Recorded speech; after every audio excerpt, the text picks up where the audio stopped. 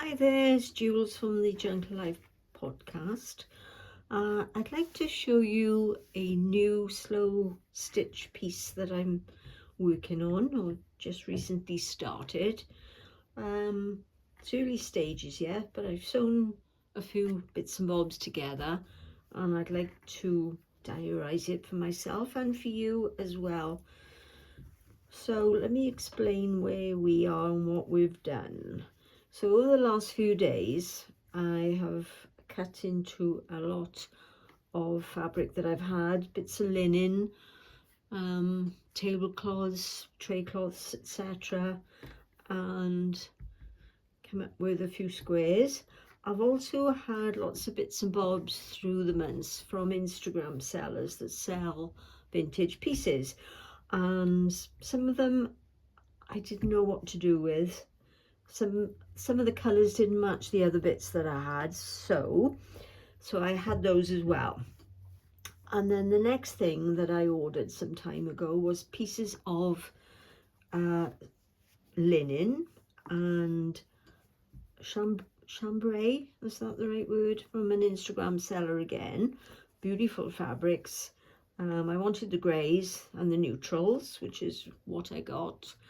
And again, you've got to put your thinking cap on then, and you and have a think about what you need to do with all these pretty fabrics. So I watched a little video from someone called Jerry Bellini in America. I'm in the UK, and she was talking about doing some of these pieces, slow stitching squares against squares, all different lengths, like I've got all different sizes. She hand pieced hers, where I've machine pieced. I think hand piecing was a step too far for me at the moment. I wanted to get on with something and bash on.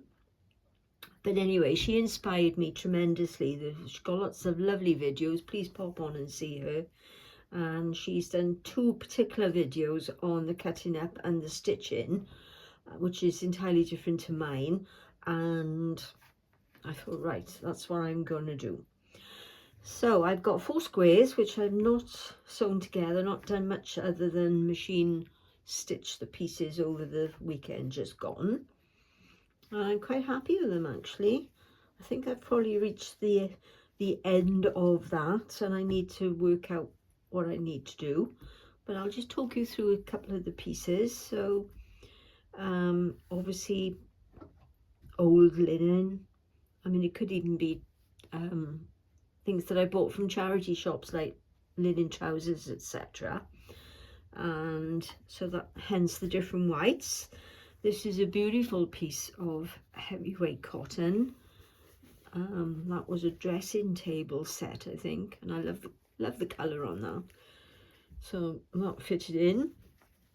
I've added a couple of purples that I had in my stash, and in fact I started off, the first one I started off was this lovely square of a windmill. Couldn't cut into it, didn't know what to do with it, so that was my start. That's where I started. So I've put linen either side. I mean, I did buy it as linen, but it to me feels more like cotton. It's quite hard to put the machine needle through as well, but we got there. And I followed, inspired again by Jerry Bellini, where she turned some of the stitches, the seams over and whip stitched. She kept it on the front. She also put it behind her. The same here, turn the seams over, all very slow stitching, which I love because there's no straight lines, is there? So that was the first square. I'll show you the back, so I love the backs as well as the front. I have ironed it, but it's going to need another iron, I think. So whether I sandwich it up now, put a bit of wadding and a back into it, or should I just put a bit of batting on the back and maybe hand stitch on the edges in the ditch. I can't see myself sort of embroidering many flowery things because I think this speaks for itself. So that's where I am at the moment. I always like to have a ponder, because when you start cutting into things, that's the end of it, isn't it? So I'll quickly show you they're not square, and each one is slightly different. So again, that needs a bit of thought. This one, look at that for old linen. That is really old linen. It's like a napkin.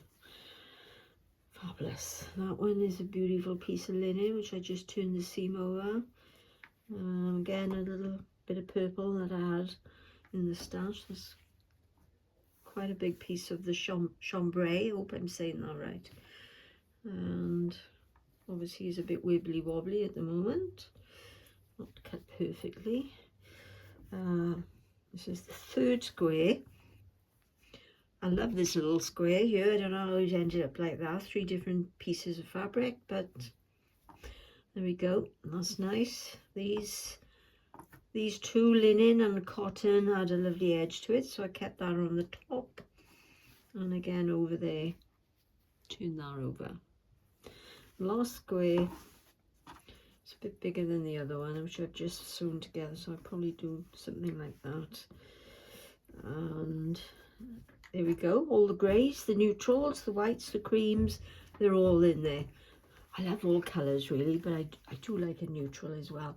So whether I'll piece these together, cut them down to size or not, I'm not sure. That's the thought for another day, I think. So these are a couple of the pieces that I had from the Instagram seller. I can't think of a name now. If I do, I'll put it in the description underneath. This is beautiful pattern on that. This one I didn't use too much of, but again, old style, isn't it? Very French. Even though the seller now is Australian, I think she does get inspiration from the old French sellers. Now this, I've already added a piece of white.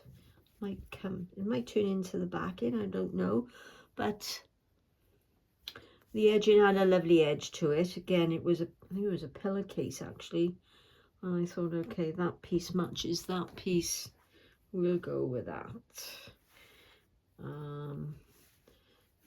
So pieces of linen there, as you can see, this is all seam on it. I think they were actually trousers, but there we go. So that's where I am at the moment. I'll post a few photos, so I'll put it on the floor now and we can see the whole piece together.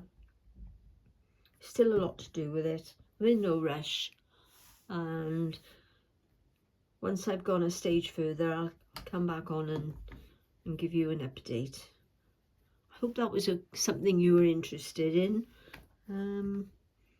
It's a learning thing, isn't it, really? But inspiration strikes and you have to go with it, and that's what I've done. So thanks very much. Nice little wave. See you soon.